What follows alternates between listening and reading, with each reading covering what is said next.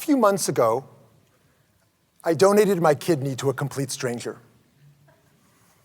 This journey began for me almost 15 years ago when I was volunteering in a small village in Ghana in Africa. By day, I was distraught and full of despair from seeing destitution and poverty like I had never witnessed before.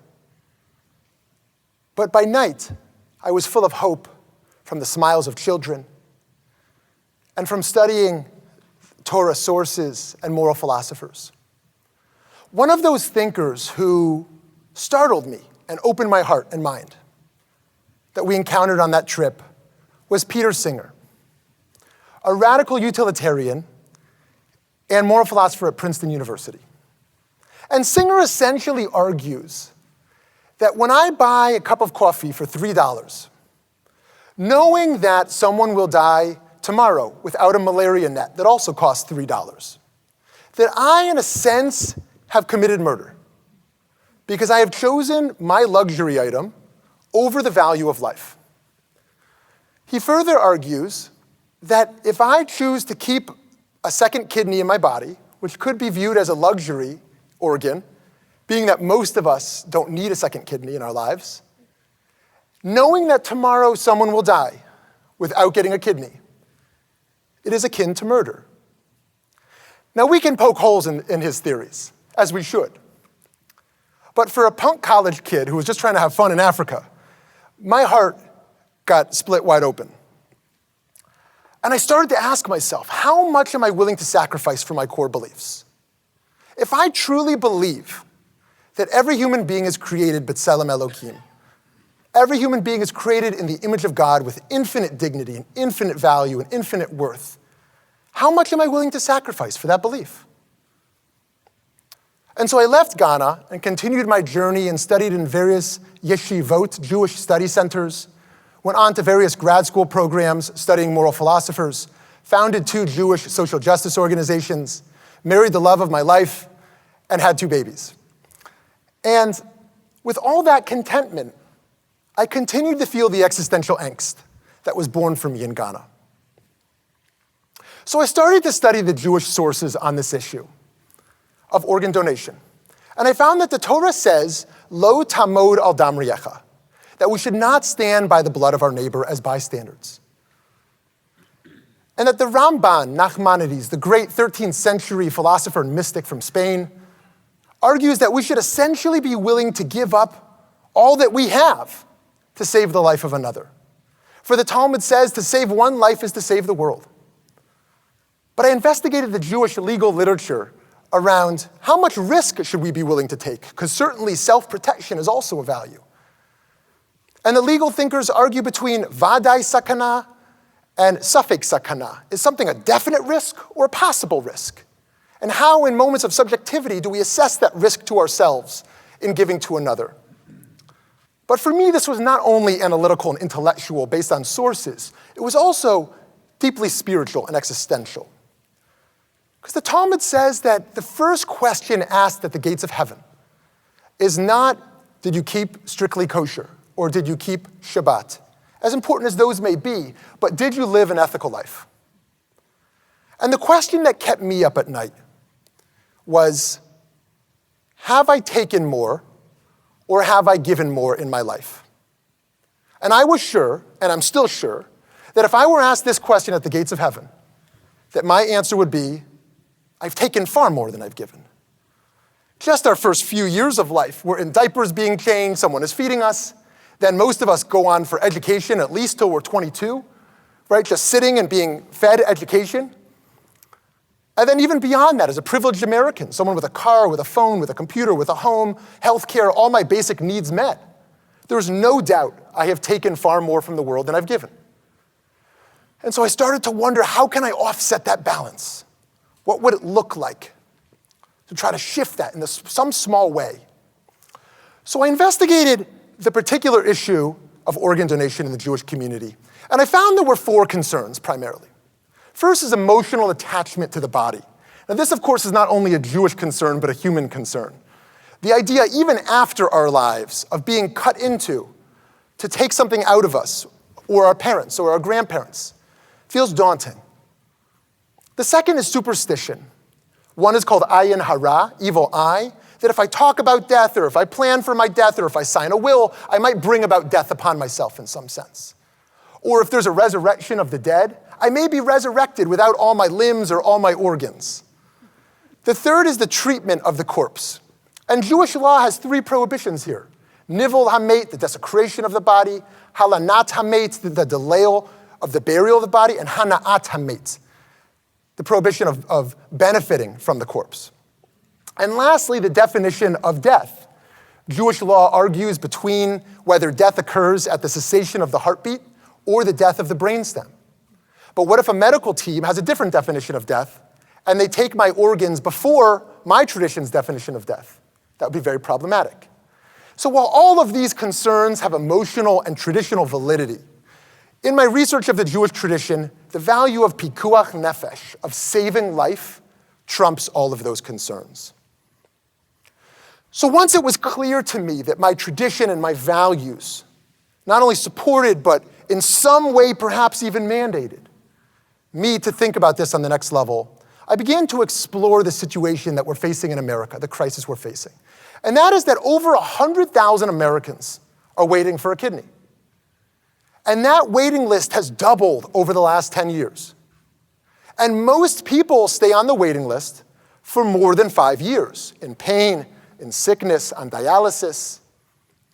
And just last year, 4,500 Americans died waiting for a kidney. That's just America, not to mention the whole world. And so I started to wonder, if this crisis has got to this extent, what would our dream look like? That any person not needlessly die. How could we construct a society where we incentivize and inspire others to think that we can save every life that doesn't need to pass? And so I began to consider it more deeply, and I approached my number 1 team about this issue. Now, my kids were an easy sell, they just got a cookie. My wife and I had a longer conversation. And I got my whole family on board, my family who's here tonight on board, my rabbis, my colleagues, my friends who were on board with me. Of course, there were deep concerns and questions about safety and risk, but they ultimately saw that I had investigated this issue deeply and that I was committed, and they supported me, and that meant the world to me. And so now that my family was on board, I contacted an organization called Renewal. Renewal is a Jewish organization that holds the hands of those looking to be a living donor. And they suggested a match of a young man who was orphaned at the age of 2. I immediately said he's the right person. They could have suggested anyone. And I moved forward with the process with fear, because I had never had a surgery in my life, certainly not a major surgery. And having my team on board, having investigated these issues, I moved forward with the process. And that morning, when I first met the recipient, was one of the most emotional moments of my life.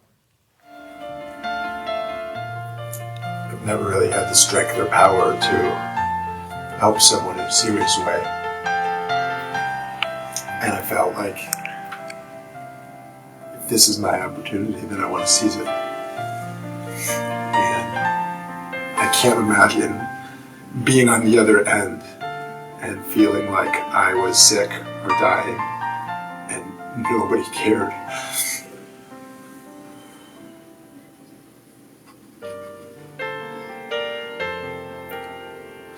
And I feel solidarity with his mother, who passed away when he was 2, that she should know that her son is taken care of.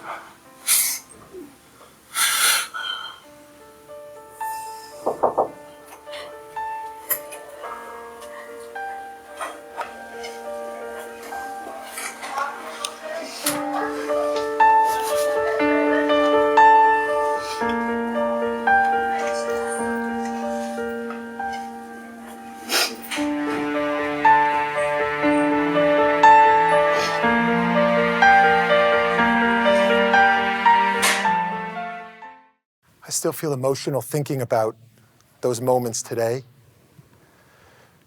Just a short bit of time after I met the recipient, they wheeled us both into surgery. got 4 laparoscopic incisions here and 1 larger incision here where they took the kidney out, took it from my body and placed it into his, and ultimately making us like blood brothers. A few hours later, we were both out of surgery. It took me a few weeks to get to 100%.